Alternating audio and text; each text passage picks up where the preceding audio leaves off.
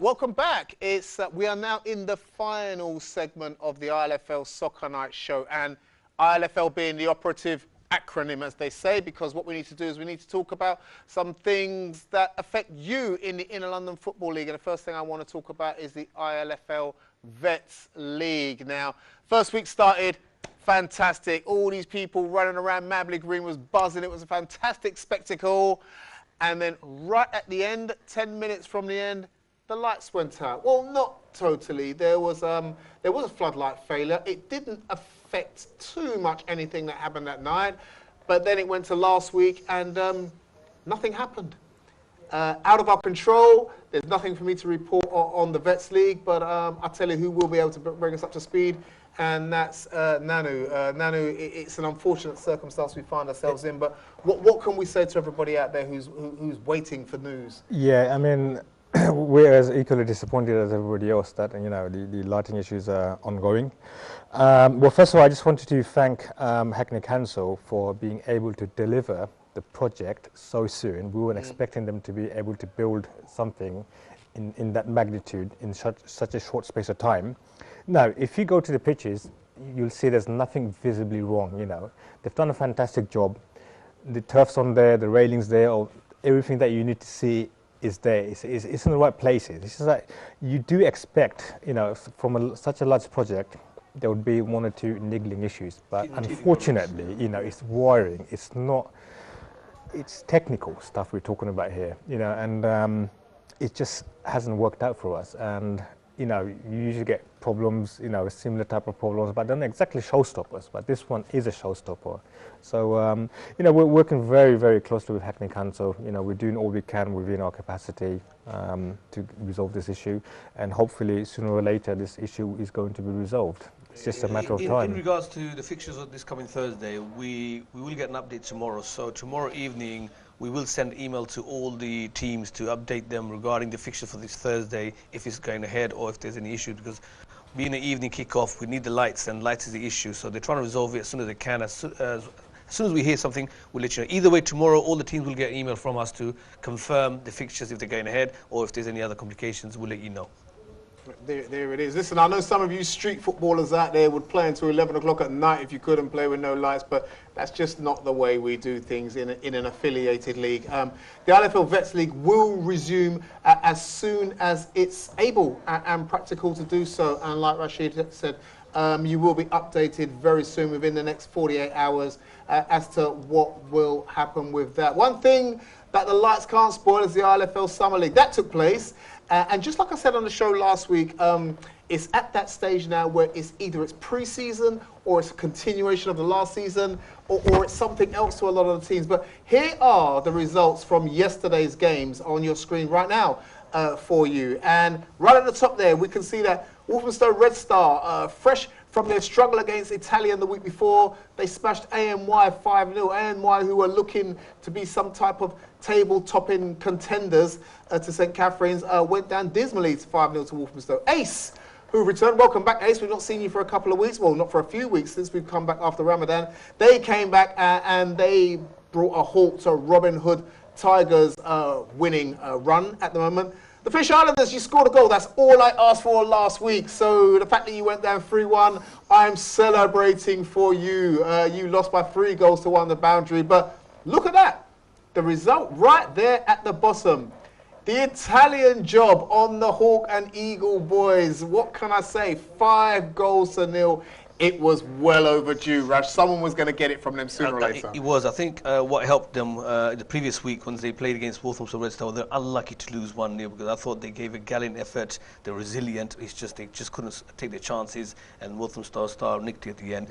This time around, I think they were more hungry. They weren't fear, because when both teams turned up, you look at the size. All the Italians are 5'2", 5'3". They're all very young, 17, 18, maximum 19, whereas Hawk and Eagle, you got these big guys, you know, 6 foot tall, huge, but they weren't there. They were hungry. They wanted it, because they were so desperate for that 3 points. They wanted to get a win. You should have seen after the game the celebrations they're doing. They knew they didn't want the league or nothing, but to get the 3 points, which they worked for the last few weeks, been working so hard, and to get the win, and deservedly.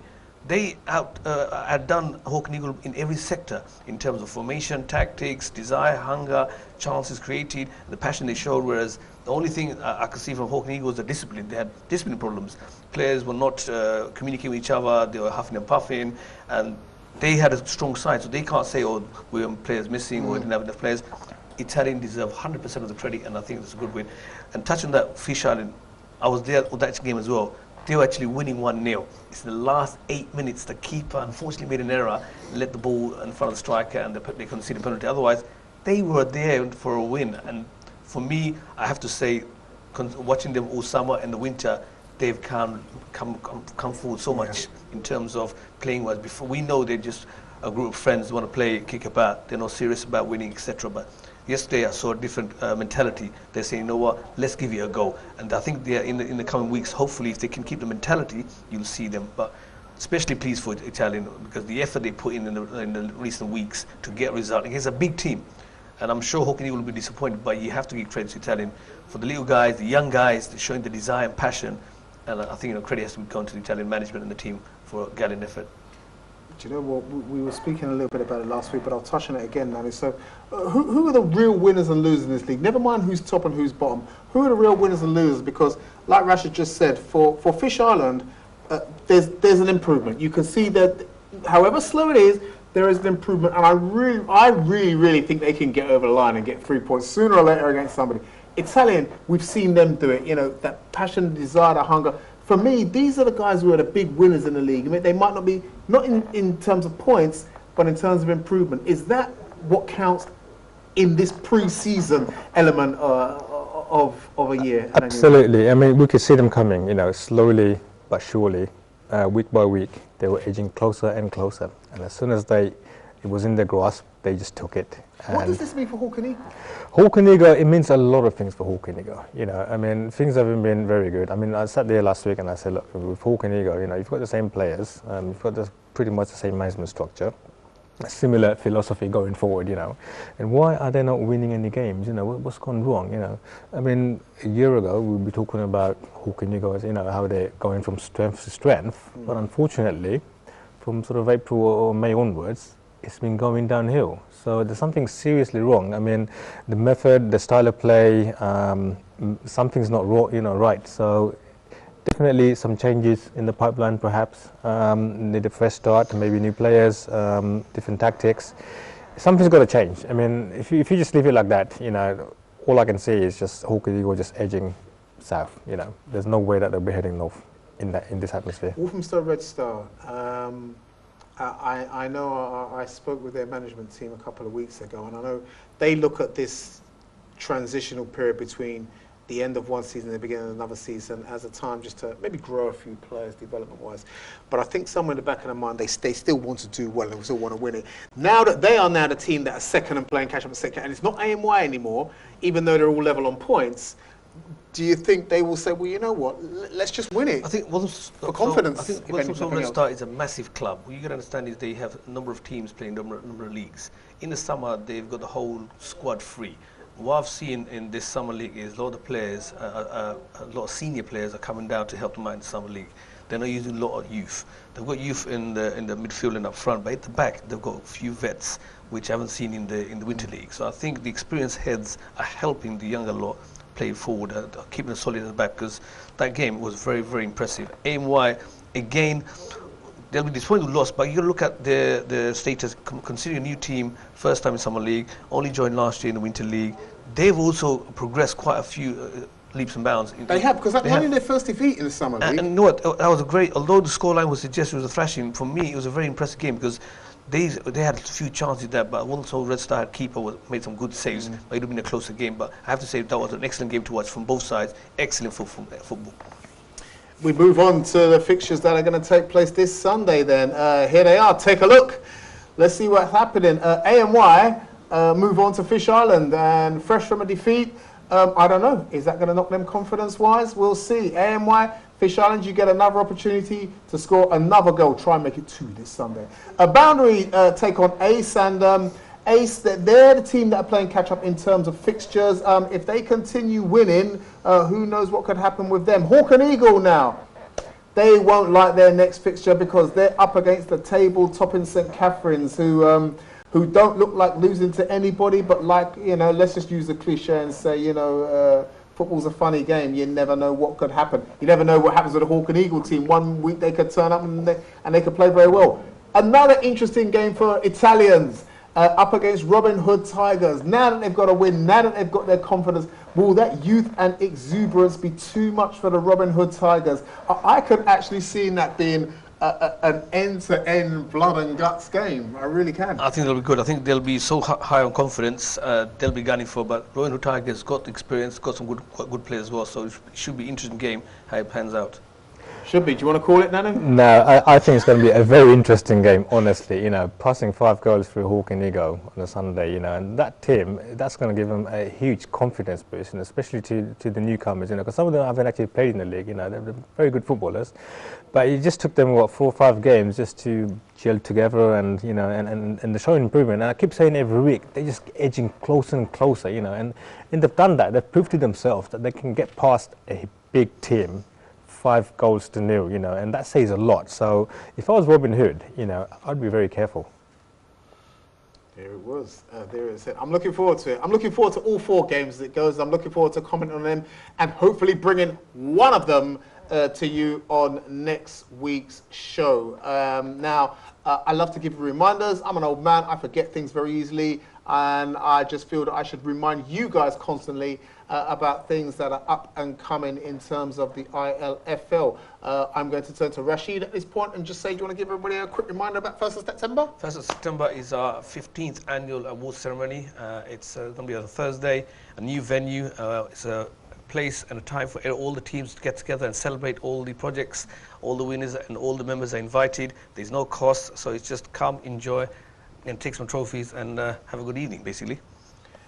Indeed, and there it was. And Nano, I'm going to turn to you, and I'm not going to turn this way because you should know as well. Just give everybody a little taste and maybe pep them up about the new winter season, if you like. Why should everybody want to get involved, especially new teams who may be watching? Yeah, I mean, everybody knows ILFL gets involved in a lot of different projects. You know, we're running full steam ahead, summer, winter, open age, vets, champions, everything, you know.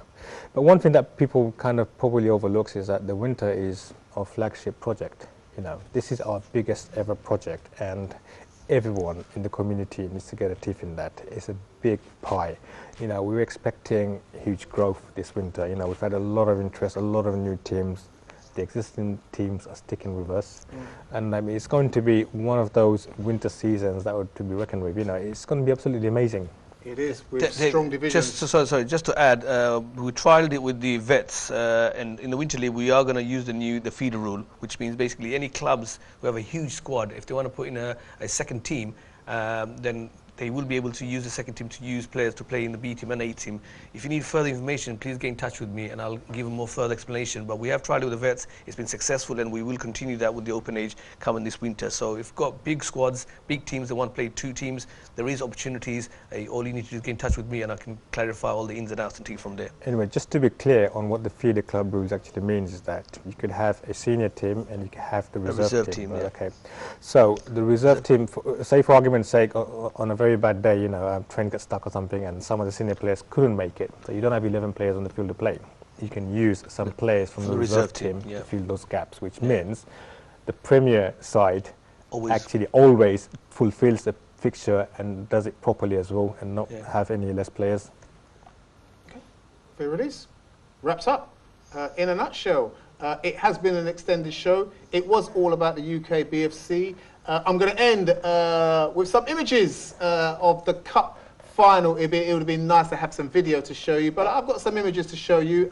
You can have a look at them on the screen right now. It was a lovely day playing up there at Northampton Town Football Club. There you can see the Bowman boys getting themselves ready. It was a great turnout for young and old who got involved on the day as well. It was a great occasion. There were a number of games that took part, exhibition games. There were youth games, a youth game in the morning. There was a senior exhibition game as well that took part. There you can see one of the trophies that were won in one of the exhibition games. as well. Great turnout. No, I was happier than I look on there at that time on the day. Great turnout, great occasion. Played by two very competitive, the young Newark boys there who turned up, who had a lot of energy and made a great game of it, like we said. But it was the experience of the Beaumont Football Club that got them there in the end. There you can see them celebrating one of the goals from Polash. And there they are, your UK BFC champions, Beaumont Football Club. Well done to you.